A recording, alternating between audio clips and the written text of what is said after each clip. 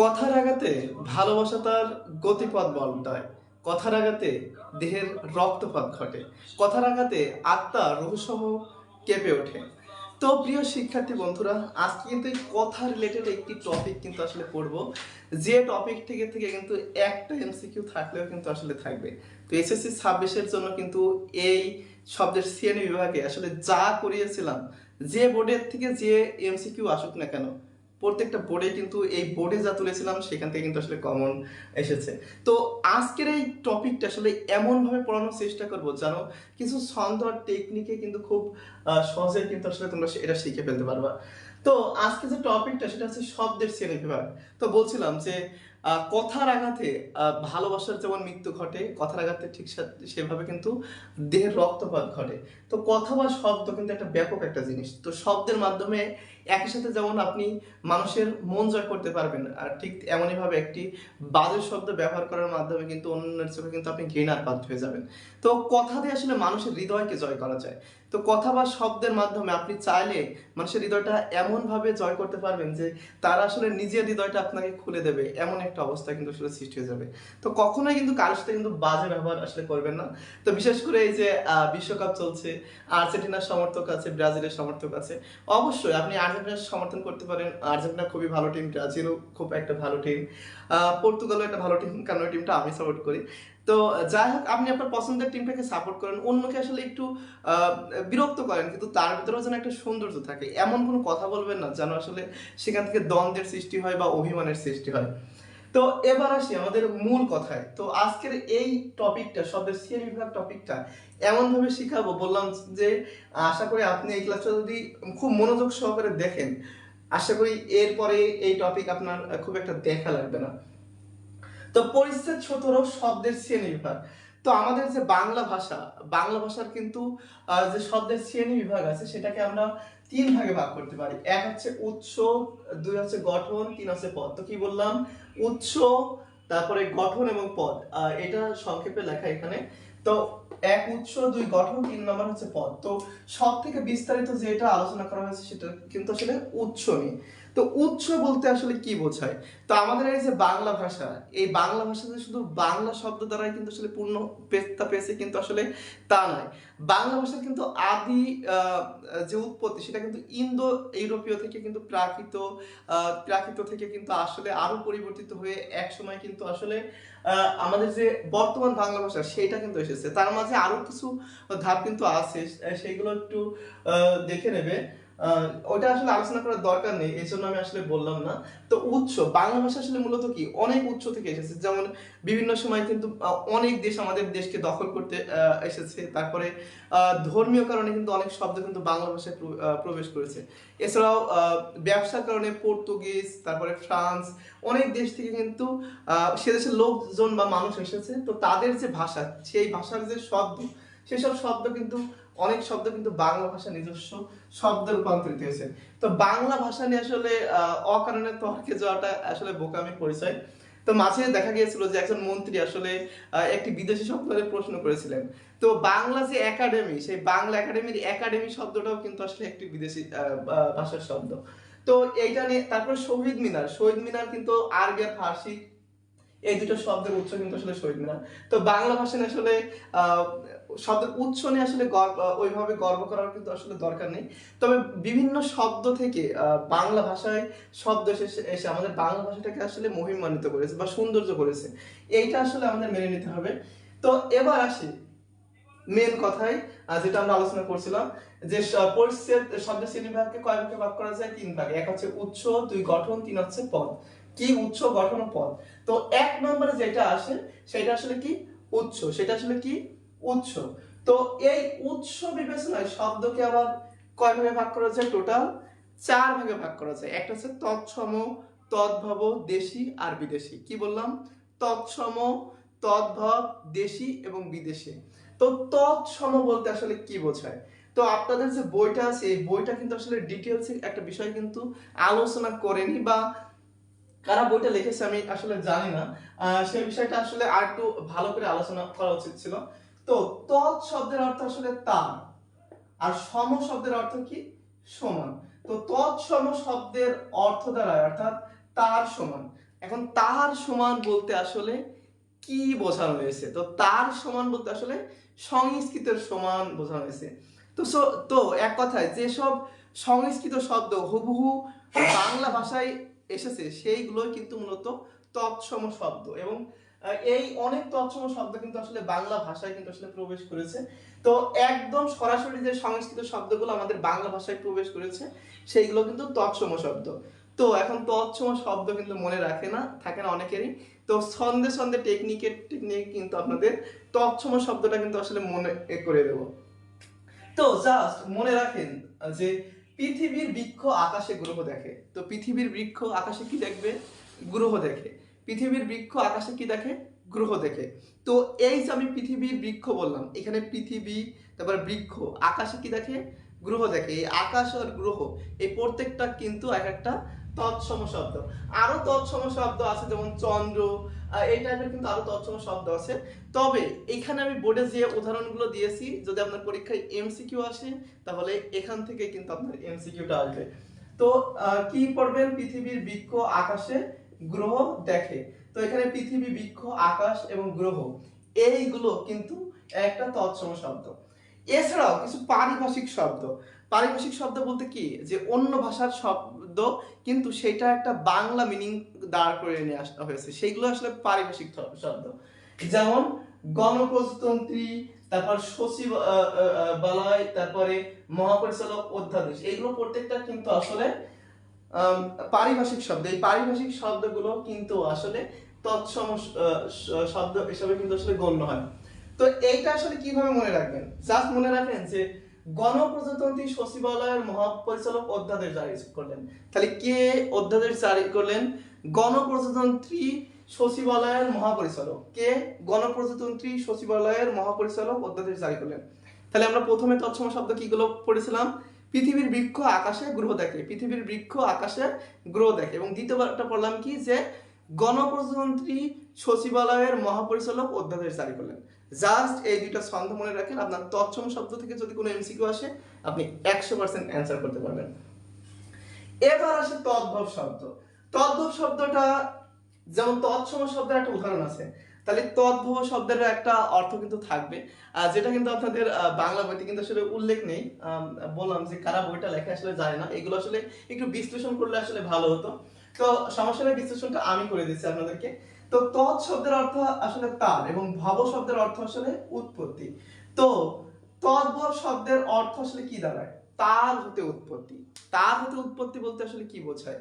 তা এর আগে কিন্তু আমরা পড়ছিলাম যে তৎসম মানে তার সমান, মানে কার সমান? সংস্কৃত সমান। তো এখন যদি তদ্ভব হয় মানে তার হতে উৎপত্তি যদি বোঝায়, তার মানে কি বোঝাচ্ছে? যে সংস্কৃত থেকে উৎপত্তি। তো সংস্কৃত থেকে উৎপত্তি যেসব শব্দ একটু পরিবর্তিত হয়ে বাংলা ভাষায় যেগুলো প্রবেশ করেছে, সেগুলো কিন্তু আসলে তদ্ভব শব্দ, যদি সহজ ভাষায় বলতে চায়। আর এটা একটু ব্যাকরণের ভাষায় বলতে গেলে একটু ঘুরিয়ে, তো আপনাদের মনে রাখার টেকনিকের জন্য সহজ ভাষায়। তো এছাড়াও এখানে কিন্তু তৎসম আর তদ্ভব এই দুইটা ভাগে ভাগ করা হয়েছে। তবে আরো একটা ভাগে কিন্তু আসলে ভাগ করা যায় অর্ধ তদ্ভব। অর্ধ তদ্ভব, যদিও সেটা আপনাদের বইতে উল্লেখ করিনি।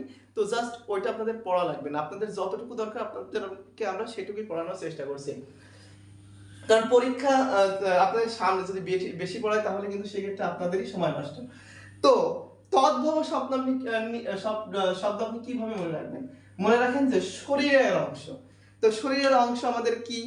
হাত, পা, নাক, কান, দাঁত, জিভ। এখন হাত, পা, নাক, কান, জিভ তো আসলে অনেকেরই কিন্তু আছে, কিন্তু এইগুলো থাকলে কিন্তু আসলে মানুষ কিন্তু আসলে মানে এইগুলো থাকলে কিন্তু মানুষ হিসাবে কিন্তু তার কোনো মানে নেই। হয়তো মানুষের মতো দেখতে হবে, কিন্তু আসলে তার হৃদয়টা কিন্তু আসলে পশুর মতো আসলে হয়ে যাবে। তো জাস্ট মনে রাখেন যে হাত, পা, নাক, কান, জিহ্বা, দাঁত থাকলেই মানুষ হয় না। তাহলে কি? হাত, পা, নাক, কান, জিহ্বা, দাঁত থাকলে মানুষ হয় না। তো এক কথা আপনি মনে রাখেন, যদি শরীরের অংশ বোঝায় তাহলে সেইটা কিন্তু তদ্ভব শব্দ হবে। শরীরের অংশ বোঝালে কি হবে? তদ্ভব হবে। এটা আসলে মনে রাখার টেকনিক, এটা আপনারা মনে রাখেন। এবার দ্বিতীয়ত, যদি কোনো প্রাণী বোঝায় তো সেটাও কিন্তু তদ্ভবের ভিতরে বোঝায়। তাহলে তদ্ভব হতে হলে কোন দুটো থাকবে? এক হচ্ছে প্রাণী, আর যদি শরীরের অংশ, এই দুইটা বোঝায় তাহলে কিন্তু সেটা তদ্ভব হবে। তো তদ্ভবের ভিতরে কি প্রাণীর যে তদ্ভব শব্দগুলো আছে সেটা হচ্ছে হাতি, ঘোড়া, কুমির, সাপ, গেল তল, পাখি বলে কত জল। তো এটা কিন্তু আমরা পড়ছিলাম মশার ক্ষেত্রে, একটু মনে করে দেখো যে মশা বলে কত জল। তো এটা যেহেতু পাখি যে আপনাদের বইতে উদাহরণ আছে, তো আমরা পাখিটা এখানে রেখেছি। তো জাস্ট এই কথাটা মনে রাখেন যে হাতি, ঘোড়া, কুমির, সাপ, গেল তল, পাখি বলে কত জল। তাহলে কি মনে রাখবেন? হাতি, ঘোড়া, কুমির, সাপ, গেল তল, পাখি বলে কত জল। এক কথায় প্রাণীর নাম, এক কথায় কি প্রাণীর নাম। তাহলে হাতি, ঘোড়া, কুমির, সাপ, গেল তল, তারপরে পাখি বলে কত জল। তাহলে এই পাঁচটা প্রাণী যে নামটা আছে সেটা কিন্তু আসলে তদ্ভব শব্দের উদাহরণ। আর এই পাঁচটা শব্দ যদি এমসিকিউ আসে, এই পাঁচটা শব্দ থেকে কিন্তু আসবে আপনাদের যদি প্রাণী রিলেটেড কোনো তদ্ভব শব্দ বোঝায়। তো তদ্ভব শব্দ আমরা কি শিখলাম? যে শরীরের যদি কোনো অংশ বোঝায়, অর্থাৎ হাত, পা, নাক, কান, জিভ, দাঁত, এইগুলো থাকলে সেগুলো কি হবে? তদ্ভব শব্দ। আর প্রাণীর ক্ষেত্রে কি হবে বললাম? হাতি, ঘোড়া, কুমির, সাপ, গেল তল, পাখি বলে কত জল। এক কথায় প্রাণী আর যদি শরীরের অংশ বোঝায় সেটা আসলে কি তদ্ভব। আশা করি খুব সুন্দরভাবে বুঝতে পেরেছেন। এবং লাস্টে আপনাদের এই যে নোটটা আছে এটা কিন্তু আপনাদের দিয়ে দেওয়ার চেষ্টা করা হবে। তো দেশি শব্দ বলতে কি বোঝায়? তো দেশি শব্দ বলতে সাধারণ যে বাংলা শব্দ আছে এইটা কিন্তু আসলে মূলত বোঝায় না। মূলত বোঝায় আসলে যে কোল, মুন্ডা নামে যে জাতিগুলো আছে বাংলাদেশে, এদের কিছু নিজস্ব শব্দ আছে।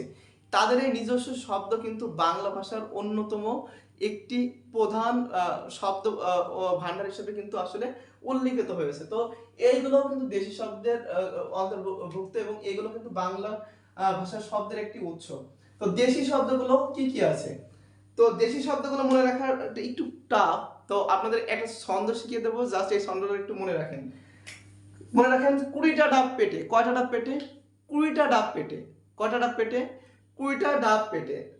কি? 20টা ডাব পেটে, হ্যাঁ। এবং আরো চুলা কোলা ঢেকে নিল টোপর জামায়। আর কি কি নিল?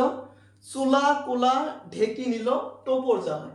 তো এখানে 20টা ডাব পেটে, তাহলে কয়টা ডাব পেটে? 20টা ডাব পেটে। এখানে 20, তারপর ডাব পেটে, প্রত্যেকটা কিন্তু দেশি শব্দ।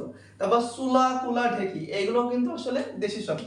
এবং এটা নিচ্ছে কি টোপর জামায়, এখানে টোপরও কিন্তু দেশি শব্দ।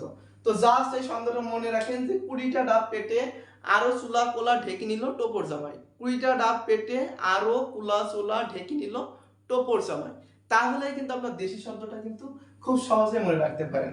তো আপনারা আসলে বুঝছেন কি? এবং কোনো প্রশ্ন থাকলে কিন্তু সেগুলো কিন্তু আসলে দ্রুত করে দেওয়ার কিন্তু আসলে চেষ্টা করেন, কারণ প্রশ্ন করলে আসলে ভালো লাগা কাজ করে। যখন আসলে রেডিওতে ছিলাম তখনও কিন্তু অসংখ্য কমেন্ট, এসএমএস, যে প্রত্যেকদিন এসএমএস কমেন্ট আসতো, তবে যে দিনটাতে আসলে সব থেকে বেশি এসএমএস কমেন্ট আসতো সেই দিনটা কিন্তু আসলে বেশি ভালো লাগা কিন্তু কাজ করতো। কারণ রেসপন্স থাকলে কিন্তু যে কোনো একটা প্রোগ্রাম বা যে কোনো একটা পড়াতে কিন্তু আসলে ভালো লাগে। তো অনেক কমেন্ট দেখতে পাচ্ছি, তো কমেন্টগুলো সবই ধীরে ধীরে পড়বো। ভাইয়া কি শুধু পাঞ্জাবি পরেন? ভাইয়া একটু পাঞ্জাবি পরেন, হ্যাঁ। মেহেদি হাসান মাজিদ, সেম। তোমাদের ফুল সিলেবাস নাকি? তো অনেকে অনেক রকম কমেন্ট করছে, দেখছি 22-23টা কমেন্ট অলরেডি হয়ে গেছে। তো সবগুলো কমেন্ট পড়বো। তবে আমি বলবো যে এই ক্লাসটা কেউ মিস করেন না, যদি শব্দের শ্রেণী বিভাগ থেকে আপনি একটা মার্ক অন্তত পেতে চান। তো বিদেশি শব্দের ক্ষেত্রে আসে। তো শব্দের উৎসকে আমরা কয় ভাগে ভাগ করছিলাম? টোটাল 4 ভাগে। আমরা ভাগ করিনি, এটা আসলে আগে থেকে ভাগ আছে। তো 1 নম্বরে কিন্তু তৎসম কিন্তু পড়া হয়ে গেছে, তারপর 2 তদ্ভব পড়া হয়ে গেছে, তারপর দেশি। তো 4 নাম্বার যেটা থাকে বিদেশি শব্দ। তো এই বিদেশি শব্দ থেকে কিন্তু সবথেকে বেশি পরিমাণ এমসিকিউ কিন্তু হয়ে থাকে। তো বিদেশি শব্দগুলো কিন্তু আসলে মনে রাখা একটু কষ্টকর, কারণ বাংলাদেশে কিন্তু এদেশ দখল করার উদ্দেশ্যে বলেন বা এদেশে ব্যবসা করার উদ্দেশ্যে বলেন বা ধর্মীয় কারণে কিন্তু অসংখ্য বিদেশি বসবাসকারী যে বিদেশিরা আছে তাদের কিন্তু এদেশে আগমন হয়েছিল এবং তারা কিন্তু অনেক ব্যবসা বাণিজ্যের নানা কারণে কিন্তু আসলে তাদের যে ভাষা তাদের সাথে কিন্তু লেনদেনের মাধ্যমে কিন্তু শব্দেরও কিন্তু একটা লেনদেন হয়েছে। তো সেই ফার্সি শব্দগুলো বা বিদেশি শব্দগুলো এখন আমরা দেখব। বিদেশি শব্দের ভিতরে প্রথমত যে শব্দটা আসে সেটা হচ্ছে আরবি শব্দ। তো আরবি শব্দের আসার 2টা কারণ, একটা হচ্ছে ধর্মীয় কারণ আর দ্বিতীয়টা হচ্ছে বাণিজ্যিক কারণ। অনেকে মনে করেন যে বাংলাদেশে কিন্তু প্রথম যে জাতির আগমন হয় সেটা কিন্তু পর্তুগিজ, অর্থাৎ 1498 সালে। 1498 সালে কিন্তু পর্তুগিজরা ব্যবসা করার জন্য আসলেও কিন্তু অনেক আগে থেকে আরব যে বণিকরা আছে তারা কিন্তু চট্টগ্রাম অঞ্চলে কিন্তু ব্যবসা করার উদ্দেশ্যে কিন্তু আসলে আসতো। তো এবং ধর্মীয় অর্থাৎ ইসলাম ধর্ম হওয়ার কারণে কিন্তু অনেক শব্দ কিন্তু আমাদের বাংলা ভাষাতে কিন্তু এসেছে। তো এই শব্দগুলো মনে রাখবেন কিভাবে একটু বলি। তার আগে একটা কথা মনে পড়ে গেল যে একটা লোক আসলে সৌদি আরবে গিয়েছে। তো এবার দেশে ফিরে আসার পরে সবাই জিজ্ঞাসা করছে আসলে তুই কি দেখলি? বলছে আরে ভাই বলেন না, সৌদি আরবে শুধু আরবি আর আরবি, আরবি ছাড়া শিখেন আসলে কোনো কথা নেই, খালি একটা জিনিস পালাম, সেটা হচ্ছে বাংলা শুনলাম। বলছে কি জিনিস শুনলি তুই বাংলায়? বলছে আসলে আজান। কারণ আজানটা আসলে প্রতি 5 ওয়াক্ত সালাতের আগে কিন্তু আমরা শুনি। তো ওই লোকটি মনে করে যে আসলে আজানটা আসলে বাংলা ভাষায় কিন্তু আসলে দেওয়া হয়। যদি আমার মূর্খের সংখ্যা আসলে খুবই কম, তারপরে কিছু আসলে থাকে। তো সেই গল্পটা মনে পড়ে গেল। তো আরবি শব্দগুলো আসলে কিভাবে মনে রাখবেন? আরবি শব্দ মনে রাখার জন্য একটা ছন্দ আপনাদের বলবো যে আদালতের উকিল কলমের খোঁচায় নগদ বাকির তারিখ লেখে। তাহলে আদালতের উকিল কলমের খোঁচায় নগদ বাকির তারিখ লেখে। তাহলে আদালতের উকিল আদালতের উকিল কলমের খোঁচায়, কিসের খোঁচায়? কলমের খোঁচায় নগদ বাকির তারিখ লেখে। নগদ বাকির কি লেখে? তারিখ লেখে। তাহলে আদালতের উকিল কলমের খোঁচায় নগদ বাকির তারিখ লেখে। তার মানে এখানে আদালত, উকিল, কলমের তারপরে নগদ, বাকি এবং তারিখ, এই প্রত্যেকটা গুলো কিন্তু আসলে আরবি শব্দ। এরপরে আসি কিন্তু সে লোকটা আবার কি আল্লাহ, হারাম, হালাল, হজ, জাকাত কিন্তু আবার কিছুই মানে না। ওইগুলো মানলে কি কি আর সে কি ভালো কাজ করতো? খারাপ কাজ করতো? করতো না কিন্তু। তো আল্লাহ, হারাম, হালাল, হজ, জাকাত এইগুলো কিন্তু আরবি শব্দ। এগুলো আমরা জাস্ট দেখলেই পারবো, কারণ আমাদের এগুলো পড়ে পড়ে আসলে অভ্যস্ত দৈনন্দিন জীবনে। কিন্তু ঈদে আবার হালুয়া খায়। সে আসলে হালাল, হারাম, হজ, জাকাত কিছুই মানে না, কিন্তু আবার ঈদে আবার হালুয়া খায়। তো কিছু কিছু বাঙালি আছে না যে কোনো সুন্নত মানে না, যে দুইটা সুন্নত কিন্তু ঠিকই মানে। সুন্নত দুইটা কি কি? যে 4টা বিয়ে করতে হবে, আর রমজান মাস আসলে রোজায় থাকি আর না থাকি ইফতার করতে হবে। তো ওই লোকটা আসলে ঠিক তেমন, যে আহ, আল্লাহ, হারাম, হালাল, হজ, জাকাত কিছুই মানে না, কিন্তু ঈদের সময় আসলে আবার কিন্তু হালুয়া খায়। তো এই যে ছন্দটা দিলাম এখানে, আদালত, উকিল, কলমের খোঁচায়, সরি খোঁচাটা নয়, নগদ, বাকি, তারিখ, তারপর আল্লাহ, হারাম, হালাল, হজ, জাকাত এবং ঈদ এবং হালুয়া, এই প্রত্যেকটা কি শব্দ? আরবি শব্দ। আরবি শব্দগুলো আমরা দেখলে কিন্তু আসলে চিনি, কিন্তু এই যে দাপ্তরিক কাজে যে শব্দগুলো ব্যবহার করা হয় এইগুলো একটু বেশি করে দেখতে হবে। যেমন আদালত, উকিল, কলমের খোঁচা, নগদ, বাকি, তারিখ, এইগুলো একটু দাপ্তরিক শব্দ, এইগুলো একটু মনে থেকে কম, এইগুলো একটু বেশি বেশি করে পড়তে হবে। তাছাড়া বাদ বাকি আরবি শব্দগুলো কিন্তু আমরা অটোমেটিক কিন্তু আসলে জানি। এবার আসি ফার্সি শব্দ। তো ফার্সি শব্দ বলতে অনেকে আবার ফ্রান্সের কথা মনে করেন। তো ফার্সি শব্দ বলতে আসলে কিন্তু ফ্রান্স বোঝায় না। ফার্সি শব্দ বলতে আসলে কিন্তু ইরানীয় যে শব্দগুলো আছে সেইগুলো কিন্তু আসলে বোঝায়। তো ফার্সি শব্দ মনে রাখার একটা টেকনিক কিন্তু, প্রত্যেকটা কিছু মনে রাখার কিন্তু একটা টেকনিক দিয়েছে। যারা একটু দেরি করে এসেছেন তারা যদি পুরোনো যে বসে আসলাম ওইগুলো একটু যদি রিপ্লে করে দেখেন তাহলে কিন্তু তারা কিন্তু সহজেই বুঝতে পারবেন। তো ফার্সি শব্দ মনে রাখার টেকনিক, তো যারা আসলে আরবি শব্দ তো অনেকেই শুনেছেন। যেমন আমরা কি বলি সালাদ, সালাদ বলতে কি বোঝায়? নামাজ কিন্তু বোঝায়। তাহলে সালাদ যদি আরবি শব্দ হয় তাহলে সালাদের পরিবর্তে কি আসছে?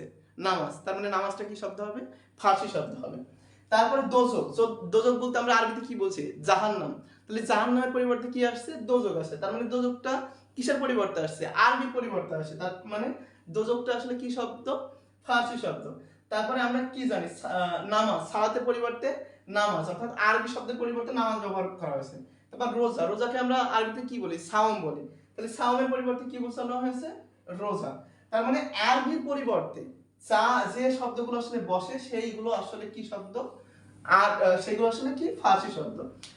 অর্থাৎ এখানে আল্লাহর পরিবর্তে খোদা বসেছে, তারপরে জাহান্নামের পরিবর্তে দোজক বসেছে, সালাতের পরিবর্তে নামাজ বসেছে এবং সাওমের পরিবর্তে রোজা বসেছে। অর্থাৎ আরবি শব্দগুলোর পরিবর্তে যে শব্দগুলো বসছে সেইগুলো এক কথায় ফার্সি শব্দ। তবে দাপ্তরিক কাজে বা বিভিন্ন কাজে কিন্তু আরো ফার্সি শব্দ কিন্তু এদেশে শব্দ ভান্ডারে, বাংলা শব্দ ভান্ডারে কিন্তু প্রবেশ করেছে। তো সেইগুলো কিন্তু আমরা একটু ছন্দের ভিতরে পড়বো। তো বাদ বাকি যে ফার্সি শব্দগুলো আছে সেগুলো আমরা মনে রাখবো কি কিভাবে? যে চশমা পরা জানোয়ার, কি কি মনে রাখবো? চশমা পরা জানোয়ার, খালি যে জানোয়ারটা সেটা আবার কিসের মতো, চশমা পরা। তো অনেক মানুষ আছে যারা আসলে চশমা পরে থাকে কিন্তু সুদ খায়, তাদেরকে কিন্তু আসলে মানুষ বলাটা আসলে ভুল হবে, তাদেরকে কিন্তু আসলে জানোয়ার বলাটাই কিন্তু সেফ হবে। তো মনে রাখার জন্য জাস্ট একটা টেকনিক কিন্তু আসলে ব্যবহার করা হয়েছে। তো চশমা পরা জানোয়ার কারখানা থেকে, কোথা থেকে, কারখানা থেকে, কারখানা থেকে দোকানে তোষক আমদানি করে। কি আমদানি করে? দোকানে তোষক আমদানি করে।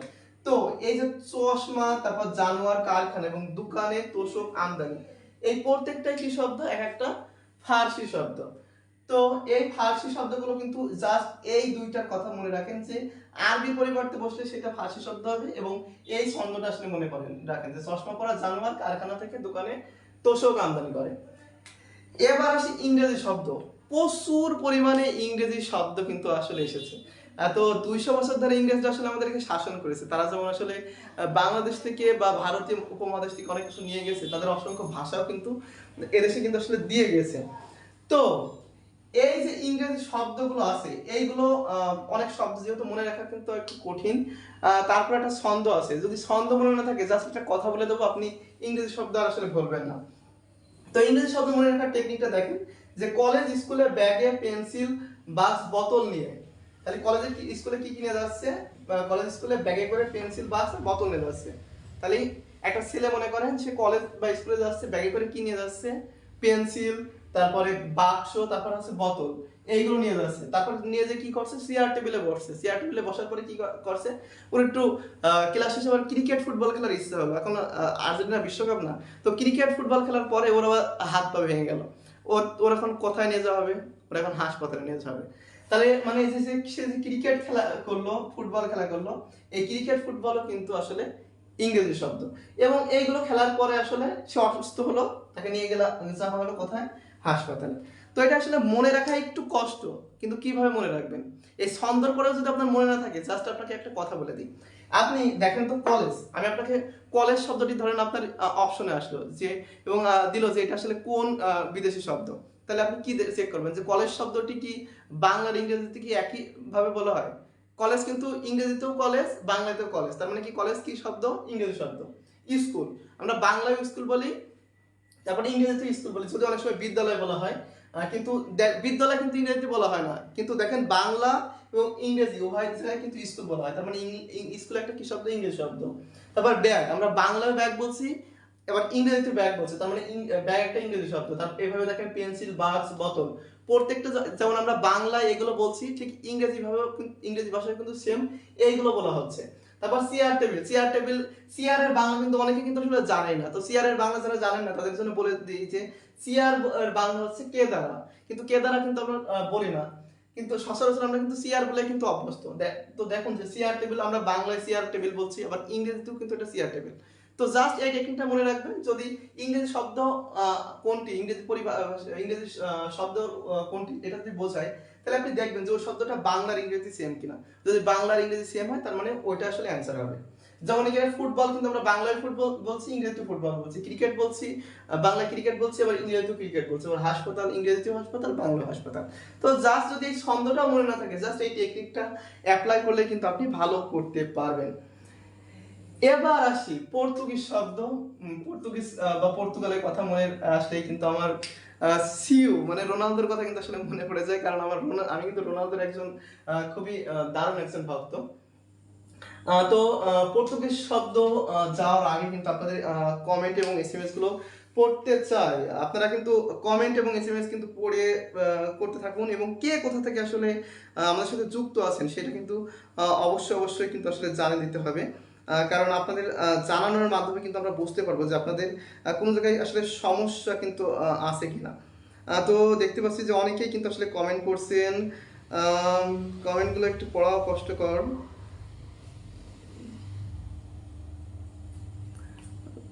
স্যার কমেন্ট, তো ক্যাম্পাস গোল লিখেছেন ঢাকাতে এইমাত্র ভূমিকম্প হলো। খুবই আসলে একটা ভয়ানক একটা বিষয়, ভূমিকম্প বাংলাদেশের স্ট্রাকচার বিল্ডিং গুলো ভেঙে যাওয়ার কিন্তু সম্ভব আছে। তো আপনার এলাকায় ভূমিকম্প হয়েছে কি এটা জানিয়ে আসলে কনফার্ম করার চেষ্টা করেন। মেহেদি হাসান আজিদ লিখেছেন ইংরেজি সেকেন্ড পেপার গ্রামার গুলো ক্লাসে সবগুলো ক্লাসে দেওয়া হবে। তারপরে আরও অনেক মেসেজ আসছে যে আপনি কি প্রত্যেকদিন পাঞ্জাবি পরেন? হ্যাঁ, পাঞ্জাবি পরা হয়। অন্য কোনো প্রশ্ন থাকলে সেগুলো করতে পারেন। আমার এখানে একটু দেখা যাচ্ছে না। এমনিতে দেখা যাচ্ছে যে অনেক কমেন্ট আসলে হয়েছে, কিন্তু বাদ বাকিগুলো দেখা যাচ্ছে না। আহ, ঠিক আছে, কমেন্ট করতে থাকুন, সবগুলোর রিপ্লাই দেবো। এখান থেকে দেখা যাচ্ছে যে 26টার উপরে কিন্তু কমেন্ট হয়েছে, কিন্তু আমার কোনো কেন জানি শো করছে না। একটা একটা করে ধীরে ধীরে আসছে। সমস্যা নেই। যদি এখন যদি আপনাদের রিপ্লাই না দিতে পারি তাহলে পরবর্তীতে লিখে হলে আপনাদের রিপ্লাইগুলো দেবো। সমস্যা নেই। তো আপনারা কমেন্ট করুন। তারপরে পর্তুগিজ ভাষার যে অনেকগুলো শব্দ আছে সেই শব্দগুলো এখন আমরা একটু দেখব। অর্থাৎ রোনালদোর দেশ পর্তুগাল, পর্তুগিজ ভাষা। তো পর্তুগিজ যে শব্দগুলো আছে এইগুলো মনে রাখার একটা টেকনিক আছে। জাস্ট মনে রাখেন যে গির্জার পাদ্রী, কোথাকার পাদ্রী? গির্জার পাদ্রী। গির্জার পাদ্রী গুদামের আলমারিতে। তো গির্জার পাদ্রী কোথাকার আলমারিতে? গুদামের আলমারিতে। কি কি রাখলো? উনি আবার আনারস, আলপিন, পাউরুটি বালতি রেখে চাবি বলে গেল। তো পাদ্রী হলো কিন্তু আসলে তিনি আবার খুব সচেতন একজন মানুষ। তো তিনি আবার গুদামের আলমারিতে তার যে খাওয়ার জন্য আনারস, আলপিন, পাউরুটি, এমনকি গোসল করার বালতিটাও কিন্তু ওই আলমারিতে কিন্তু আসলে রেখে দেওয়া ঠিকই, সবই ঠিক আছে, কিন্তু আবার চাবি ভুলে গেছে। তো চাবি ভুলে গেলে আবার তালা আসলে খুলবে কেমনি আলমারির? তো এটা কিন্তু বড় টেনশনের বিষয়, কিন্তু এই টেনশনটা মাথায় রাখলে কিন্তু আমাদের এই পর্তুগিজ ভাষার শব্দগুলো কিন্তু আসলে মনে থেকে যাবে খুব সহজেই। তো পর্তুগিজ ভাষার শব্দটা মনে রাখার টেকনিকটা কি বললাম, যে গির্জার পাদ্রী। গির্জার পাদ্রী কোথাকার পাদ্রী? গির্জার পাদ্রী। গুদামের আলমারিতে, কোথাকার আলমারিতে? গুদামের আলমারিতে। কি কি রাখলো? আনারস, আলপিন, পাউরুটি এবং বালতি রেখে কি ভুলে গেল? চাবি ভুলে গেল। তো এই যে গির্জা, পাদ্রী, গুদাম, আলমারি, আনারস, আলপিন, পাউরুটি এবং বালতি এবং চাবি, প্রত্যেকটাই কিন্তু আসলে পর্তুগিজ শব্দ। এবার আসি ফরাসি। তো একবার কিন্তু বলছি যে ফরাসি আর ফার্সি কিন্তু অনেকে উল্টিয়ে ফেলেন। তো ফার্সি বলতে মনে রাখবেন যে ইরানীয় সভ্যতার যে শব্দগুলো সেগুলোকে মূলত ফার্সি বলা হয়, এবং ফরাসি বলতে অর্থাৎ ফ্রান্সের যে ভাষা সেটা কিন্তু আসলে ফ্রান্সের যে রাষ্ট্রভাষা সেটা কিন্তু আসলে ফরাসি বলা হয়। তো ফরাসি শব্দগুলো মনে রাখার একটা টেকনিক আছে। তো ফরাসি ডিপো, রেস্তোরাঁয় আতুল, তারপরে কার্তুস, কুপন জিতলো। তাহলে কোথায় জিতলো? ফরাসি ডিপো রেস্তোরাঁ। তার মানে এই যে ফরাসি ডিপো রেস্তোরাঁ, তারপর কে জিতলো? আতুল কার্তুস। তাহলে এই আতুল কার্তুস কি জিতলো? কুপন জিতলো। কুপন বলতে যে টিকিট বোঝানো ওইটা। তো ফরাসি ডিপো রেস্তোরাঁয় আতুল কার্তেস কুপন জিতলো। তাহলে কি হবে? ফরাসি ডিপো রেস্তোরাঁয় আতুল কার্তেস কুপন জিতলো। তাহলে এই লাইনটা মনে রাখার মাধ্যমে আপনি প্রত্যেকটা ফরাসি শব্দ কিন্তু মনে রাখতে পারবেন। এবং আমি গ্রান্ট দিতে পারি আপনাকে, আমি যা লিখে দিয়েছি এর বাইরে আপনার এমসিকিউ আসবে। এসএসসি 26 ব্যাচের ক্ষেত্রে যে কোনো বোর্ড আপনি চেক করে দেখতে পারেন। এই বোর্ডে যা লিখে দিয়েছি এবং যে টেকনিকগুলো দিয়েছি এখান থেকে কিন্তু এমসিকিউ এসেছে। 100% চ্যালেঞ্জ আপনি মিলে দেখতে পারেন। তো এবার আসি। তো জাস্ট বললাম যে এই সূত্রটা জাস্ট মনে রাখেন যে ফরাসি ডিপো রেস্তোরাঁয় আতুস কার্তুস কুপন জিতলো। এবার ওলন্দাজ, যারা একটু দুষ্ট প্রকৃতির আছে তারাদের জন্য কিন্তু এই ওলন্দাজ ভাষার শব্দগুলো মনে রাখা কিন্তু খুবই সহজ। এক কথায় তাস। তাস, অনেকে তাস খেলে না, তো এই তাসের যে অনেকগুলো নাম আছে, হরতন, ইস্কাপন, রুইতন, টিক্কা, তরুণ। আমি কিন্তু আসলে এসব এর ভিতরে জীবনে কিন্তু খেলেনি, কিন্তু আপনাদের পড়ার সাথে কিন্তু এইগুলোও কিন্তু আমাকে জানতে হচ্ছে, জাস্ট আপনাদেরকে একটু সহজ করার জন্য। তো জাস্ট মনে রাখেন হরতন, ইস্কাপন, রুইতন, টেক্কা, তরুণ, এগুলো আসলে তাসের নাম। তো এগুলো পড়ার পাশাপাশি এগুলো যে তাসের নাম এগুলো মনে রাখার একটু চেষ্টা করবেন, কারণ নেগেটিভ শব্দ তার যাতে শব্দ সহজে মনে থাকবে আশা করা যায়। এবার আসি তুর্কি শব্দ। তুর্কি শব্দগুলো মনে রাখার একটা টেকনিক আছে। তপু দারোগার চাকর চাকু মেরে দিল। তো কার চাকর? তপু দারোগার। কার চাকর? তপু দারোগার চাকর চাকু মেরে দিল। তপু দারোগার চাকর চাকু মেরে দিল। তো তপু থেকে আসলে তো, তারপর দারোগা, চাকর, চাকু, এই প্রত্যেকটা কি শব্দ? একটা তুর্কি শব্দ। এই তুর্কি শব্দগুলো মনে রাখার জন্য জাস্ট এই টেকনিকটা মনে রাখেন। তপু দারোগার চাকর চাকু মেরে দিল। তাহলে কে চাকর চাকু মেরে দিল? তপু দারোগার চাকর চাকু মেরে দিল। তাহলে তো দারোগা, চাকর, চাকু, এই প্রত্যেকটা কিন্তু আসলে তুর্কি শব্দ। তো ভারতের সাথে আমাদের বনে না, আসলে ভারতের সাথে আসলে বনার মতো নাই। ওরা কিন্তু চিরকালই আসলে বাংলাদেশকে তুচ্ছ তাচ্ছিল্যের সাথে দেখে, কিন্তু বাংলাদেশ ছাড়া কিন্তু তাদের আবার চলেও না। বাংলার ইলিশ, পদ্মার ইলিশ, বাংলার শাড়ি ছাড়া কিন্তু আসলে তাদের চলে না। তো মেন সমস্যা তাদের সাথে বাঁধে কিন্তু পানি নিয়ে। তারা কিন্তু তিস্তা যে বাঁধ আছে বা প্রকল্প আছে তার মাধ্যমে কিন্তু আসলে শুষ্ক মৌসুমে কিন্তু আসলে পানি আটকে দেয়, এবং বর্ষা মৌসুমে যখন পানিতে আমাদের দেশ অলরেডি কিন্তু ডুবে আছে, ঠিক তখন আবার কিন্তু পানি ছেড়ে দিয়ে বাংলাদেশের যে 20টার মতো জেলা কিন্তু ক্ষতিগ্রস্ত কিন্তু আসলে করে। তো ভারত একটা কথা আছে যে ভারত কখনো কারোর বন্ধু হতে পারে না, এবং ভারত যার বন্ধু হয় তার কিন্তু আসলে শত্রুর কিন্তু আসলে দরকার হয় না। তো হিন্দু শব্দগুলো মনে রাখতে পারেন কিভাবে, যে পানি নিয়ে লাগাতার ঝামেলা। কি নিয়ে লাগাতার ঝামেলা? পানি নিয়ে লাগাতার ঝামেলা। ঝামেলা, ধুলায় ও সমঝোতা। তো ভারতটা তো মানে না, এদের ধুলায় দিয়ে কিন্তু সমঝোতা নিয়ে আসতে হবে। তার মানে পানি নিয়ে লাগাতার ঝামেলা, ধুলায় ও সমঝোতা। তো এখানে পানি, লাগাতার, ধুলায় ও সমঝোতা, এই প্রত্যেকটা শব্দই কিন্তু আসলে হিন্দি শব্দ, প্রত্যেকটা শব্দই কিন্তু হিন্দি শব্দ। তো যে ছন্দগুলো লিখে দিয়েছি আপনি একটু খালি জাস্ট একটু দেখবেন, এমনিতেই এই ক্লাসটা জাস্ট দেখার পরে আপনার এই শব্দর শ্রেণী বিভাগের যে শব্দগুলো মুখস্থ করার বিষয় আছে এটা কিন্তু আসলে আপনি ভুলবেন না। তো এবার আসি গঠন বিবেচনায়। তো গঠন বিবেচনায় আমরা কিন্তু 3টা ভাগ দিয়েছিলাম, যে উৎস বিবেচনায়। তো এই উৎস নিয়েই কিন্তু আমাদের এই এতদূর কিন্তু আসলে আলোচনা। তো এবার দ্বিতীয় যে ধাপটা আছে সেটা আসলে গঠন। তো গঠন বিবেচনায় শব্দকে আমরা 2 ভাগে ভাগ করতে পারি। কয় ভাগে ভাগ করতে পারি? 2 ভাগে। একটা হচ্ছে মৌলিক শব্দ, অর্থাৎ অর্থপূর্ণ অংশ নিয়ে, মানে একটা শব্দকে ভেঙে যে 2টা অর্থপূর্ণ অংশ তৈরি করা কিন্তু আসলে যায় না। যেমন গাছকে কি ভেঙে কিন্তু কি অন্য একটা অর্থপূর্ণ অংশ কি তৈরি করা যায়? যায় না। তারপর পাখি, ফুল, হাত, গোলাপ, একটাতেও কিন্তু আসলে এই শব্দগুলোকে ভেঙে আর একটা অর্থপূর্ণ উৎস কিন্তু আসলে তৈরি করা যায় না। তারপরে তো মৌলিক শব্দতে কি, যে ওই জিনিস শব্দটাকে ভেঙে অর্থপূর্ণ আরেকটা অংশ কিন্তু আসলে তৈরি করা কিন্তু আসলে যায় না। কিন্তু সাধিত শব্দের ক্ষেত্রে কিন্তু সেই অর্থপূর্ণ অংশটা কিন্তু আসলে থাকে। গাছকে কিন্তু আসলে ভেঙে শব্দ তৈরি করা যাচ্ছিল না আরেকটি অর্থপূর্ণ, কিন্তু পরিচালক, গড়মিল, সংসদ সদস্য, নীল আকাশ। এখানে একটু খেয়াল করুন, আমি যদি সংসদ সদস্যকে যদি ভাঙি, তার মানে সংসদ আর সদস্য, তার মানে কিন্তু এই শব্দটাকে ভেঙে কিন্তু 2টা অর্থপূর্ণ অংশ কিন্তু তৈরি করা যাচ্ছে। সংসদ একটি অর্থপূর্ণ অংশ, তারপর সদস্য কিন্তু একটা অর্থপূর্ণ অংশ, তারপর নীল একটা অর্থপূর্ণ অংশ, আকাশ একটা অর্থপূর্ণ অংশ, গড় একটা, মানে গড় বলতে আসলে কি, মিল খায়নি এবং মিল দ্বারা আসলে মিল খেয়েছে, অর্থাৎ 2টারই কিন্তু অর্থপূর্ণ অংশ কিন্তু আসলে আছে। তাহলে গঠন বিবেচনায় শব্দ কয় প্রকার? 2 প্রকার। একটা হচ্ছে কি মৌলিক শব্দ, আর একটা হচ্ছে কি সাধিত শব্দ। তো আশা করা যায় এই টেকনিকটার মাধ্যমে আপনি খুব সহজেই মৌলিক শব্দ এবং সাধিত শব্দ মনে রাখতে পারবেন। যে কোনো শব্দে আপনি বুঝতে পারবেন যে ওটা মৌলিক শব্দ কি সাধিত শব্দ। তবে অপশনে যেগুলো আছে এমসিকিউ আসলে এগুলোতে থেকে আসবে ইনশাল্লাহ। যারা মনে করছেন যে স্যার আসলে হয়তো বানিয়ে বলছে, তাদেরকে বলবো যে এসএসসি 26-এর যে ক্লাসটা গুলো নিয়েছিলাম ওইগুলো জাস্ট ফলো করুন, এবং তাদের পরীক্ষা যদি এখান থেকে এমসিকিউ আসে সেখান থেকে কিন্তু আসলে ফলো করে দেখুন, একদম হুবহু কিন্তু আসলে কমন পাবেন। তো আপনারাও আশা করি কমন পাবেন, তো সেজন্য কিন্তু এডুকেশনের সাথে থাকতে হবে। এরপর আসি পদ বিবেচনায়। তো আমরা কি জানি যে বাক্যে ব্যবহৃত প্রত্যেকটা শব্দই কিন্তু পদ বলে। বাক্যে ব্যবহৃত প্রত্যেকটা শব্দ কি আসলে কি বলে? পদ বলে। তো এই যে পদ, এই পদটাকে কয় ভাগে ভাগ করা যায়? 8 ভাগে ভাগ করা যায়। কয় ভাগে ভাগ করা যায়? 8 ভাগে। একটা না, প্রথমে আছে কি বিশেষ্য, তারপর বিশেষণ, সর্বনাম, ক্রিয়া, ক্রিয়া বিশেষণ, অনুসর্গ, যোজক, আবেগ। তো বিশেষ্য বলতে আসলে কি বোঝায়? কোন কারো কিছু নাম বোঝায়, যেমন রহিম, করিম, জব্বার, আতিক, বিদ্যুৎ, ওয়াইস কর্নিসার, তারপরে আরো অনেক কিছু হয়।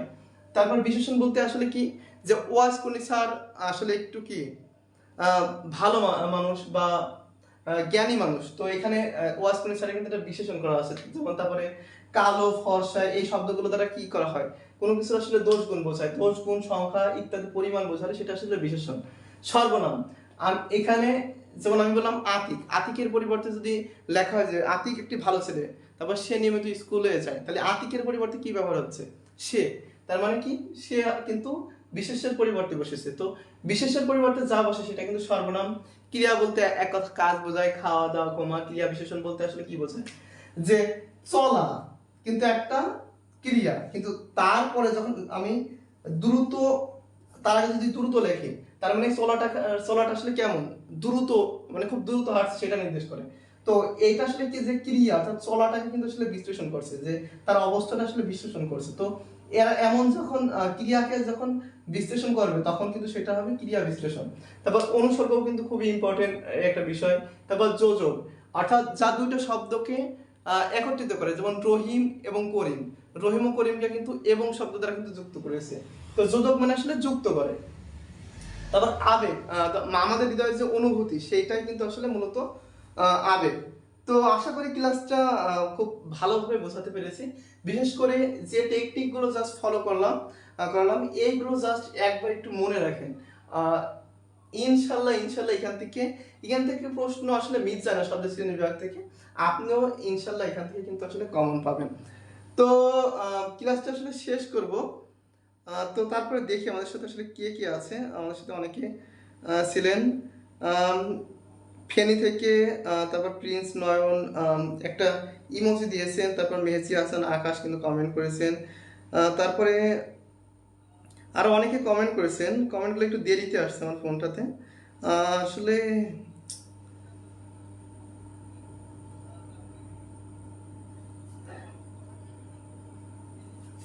সবগুলো কমেন্ট কিন্তু পড়বো। যেহেতু বিদায় নেবো, বিদায় নিয়ে যাওয়ার আগে আপনাদের কোনো প্রশ্ন থাকলে সেটা কিন্তু করতে পারেন, কারণ প্রশ্ন থেকেই কিন্তু আসলে ভালো কিছু শেখা যায়। প্রিন্স নয়ন লিখেছেন, এমডি খালেদ আমন লিখেছেন যে স্যার, খালেদ লিখেছেন যে ফেনী থেকে, তারপর ঢাকা থেকে এইমাত্র ভূমিকম্প হলো। তারপরে মেহেদি হাসান মাজিদ লাভ রেক দিয়েছেন। তারপরে ইনশাল্লাহ স্যার লাইভ পাঞ্জাবি, আমার উত্তরটা আসলে দিয়ে দেওয়া হয়েছে আমাদের পেজ থেকে। তারপরে মেহেদি শেহজাদি আয়সা লিখেছেন তোমাদের ফুল সিলেবাস। পরিণীতা সিরকুট লিখেছেন ভাই কি শুধু পাঞ্জাবি পড়েন? হ্যাঁ, পাঞ্জাবি একটু পড়লে যেহেতু বাংলা ক্লাস ভালো লাগে, পাঞ্জাবি পড়াটাও তো একটা ভালো একটা বিষয়। তারপর মেহেদি হাসান মাজিদ লিখেছেন যে কখনো স্যারের বেশি দিন নয়, সেম 28 তারিখে পরীক্ষা। হ্যাঁ, 28 তারিখে কিন্তু পরীক্ষার জন্য কিন্তু আপনাদের পড়তে হবে। তারপরে ইসেপিয়ার নাইস হরে জান্নাত লিখেছেন হাই। তারপর মেহেদি হাসান মাজিদ লিখেছেন ক্লাসগুলো স্যার সবগুলো ক্লাস দেওয়া হবে আমাদের। স্যার ওয়াইস কোনি স্যার লিখেছেন যে ওয়েল এক্সপ্লেন। তারপরে আরও অনেকে অনেক কথা লিখেছেন যে স্যারের কবিতায় রয়েছে গভীর রহস্য। তারপরে আসসালামু আলাইকুম স্যার। ওয়ালাইকুম আসসালাম। মেহেদি হাসান মজিদ, আপনাকে ধন্যবাদ জানাই ক্লাসগুলো করার জন্য। ক্লাসগুলো করে না, খুবই উপকার হবে আমাদের প্রত্যেকটা ক্লাস। এখন হয়তো আপনারা অনেকেই কিন্তু আমাদের কিন্তু হিউজ পরিমাণ স্টুডেন্ট, আমাদের দুইটা গ্রুপে কিন্তু 300 হিউজ স্টুডেন্ট অলরেডি হয়ে গেছে। আরও কিছু গ্রুপে কিন্তু আরও স্টুডেন্ট কিন্তু যুক্ত হতে আছে।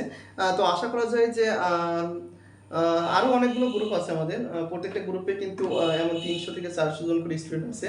তো হিউজ পরিমাণ স্টুডেন্ট কিন্তু ক্লাস করছে। তা আপনারা যারা ক্লাস করছেন তাদেরকে কিন্তু অসংখ্য ধন্যবাদ। তো নিজেরা কিন্তু এই উপকারটা একা নিলে হবে না। এটা যেহেতু ফ্রি ক্লাস, আপনার একটা বন্ধু যে একটু দুর্বল, সে যদি একটু উপকৃত হয় তাহলে সেই উপকারটা আপনি কেন করবেন না বলেন তো? আপনার কিন্তু অবশ্যই কিন্তু আসলে উপকার কিন্তু আসলে করা উচিত। এই ক্লাসগুলো পাওয়ার মাধ্যমে আমরা কিন্তু শুধু ক্লাস দিয়ে কিন্তু আসলে ক্ষান্ত থাকি না, আমরা কিন্তু ক্লাস নোট বলেন, তারপর প্রি টেস্টের জন্য যে সাজেশন বলেন, আর এসএসসি সাজেশনের জন্য আমার মনে হয় যে এডুকেশনের উপরে এত ভালো সাজেশন কিন্তু কম দিয়ে কিন্তু গতবার কিন্তু কেউ পারেনি। অল্প মাত্র সাজেশন দিয়ে কিন্তু সেখানে কিন্তু 90 থেকে 100% কিন্তু আমরা কমন দিয়েছি ইনশাল্লাহ। তো অনেকে আবার বলে যে স্যার আপনারা কি প্রশ্ন বিক্রি করেন? আমরা কিন্তু আসলে প্রশ্ন বিক্রি করি না, আমরা কিন্তু অ্যানালাইসিস করি। তো যে টপিকটা পড়লাম আপনারা দেখেন যে বিষয়টা আসলে বইতে উল্লেখ নেই সেই বিষয়গুলো নিয়ে কিন্তু আমরা ডিটেলসে পড়ানোর কিন্তু চেষ্টা করি। তো প্রত্যেকটা স্টুডেন্টকে আমরা কিন্তু খুবই গুরুত্ব সহকারে নিই। অনেকে আসলে পার্সোনালি আমাকে মেসেজ করেন, পার্সোনালি মেসেজ করার ক্ষেত্রে অনেক সময় আসলে আমি সারাদিন কিন্তু ব্যস্ততার ভিতরে থাকি, কারণ একই সাথে আমি আর যে বিশ্ববিদ্যালয়ে সাংবাদিকতা করি, প্লাস অন্য জায়গায় পড়াই, প্লাস আপনাদের সময় দিই, তারপরেও চেষ্টা করি আপনাদেরকে সময় দেওয়ার। তো কোনো সমস্যা নেই, আমাদের যে পেজটা আছে সেখানে আপনারা নক করবেন। আপনাদের জন্য সবসময় কিন্তু বিভিন্ন ধরনের সাজেশন, নোট বা সব কিছুতে কিন্তু আসলে হেল্প করার চেষ্টা কিন্তু আসলে করা হবে। তো আমার মনে হয় যে ক্লাসটা শেষ করার টাইম এসে গেছে। তো সবাইকে আসলে একটু পরেই কিন্তু 11টার সময় কিন্তু আর্জেন্টিনা ব্রাজিলের খেলা হবে। তো আপনাদের সবাইকে কিন্তু আসলে খেলার আমন্ত্রণ জানিয়ে কিন্তু আসলে শেষ করছি। তো পরবর্তী ক্লাসগুলো করার আহ্বান জানিয়ে কিন্তু এখানে শেষ করছি। তো সর্বশেষ কেউ যদি কোনো প্রশ্ন করতে চান করতে পারেন, না হলে কিন্তু আসলে বিদায় কিন্তু নিয়ে নেব। কারণ একটা কথা আছে যে সময়ের স্রোত কারোর জন্য অপেক্ষা করে না, সে কিন্তু সময়ের নিয়মেই কিন্তু আসলে চলে যায়। এই পৃথিবীর মোহমায়া বলেন বা কোনো একটি স্থান থেকে আপনারা যারা এসএসসি ব্যাচ আছে, কিছুদিন পরে কিন্তু আপনাদের প্রিয় স্কুলটা কিন্তু ছেড়ে যাবেন। সেই স্কুলের বারান্দায় হয়তো একদিন আসবেন, কিন্তু সেই বন্ধুত্বের সাথে যে খুনসুটি বা বন্ধুত্বের সাথে যে ভালো লাগার সময়টা, সেই সময়টা কিন্তু আর পাবেন না। তো ক্লাসও ঠিক এমনই, সময় শেষ হলে তো বিদায় তো নিতেই হবে। তো আপনাদের কোনো প্রশ্ন থাকলে কিন্তু আসলে করতে পারেন।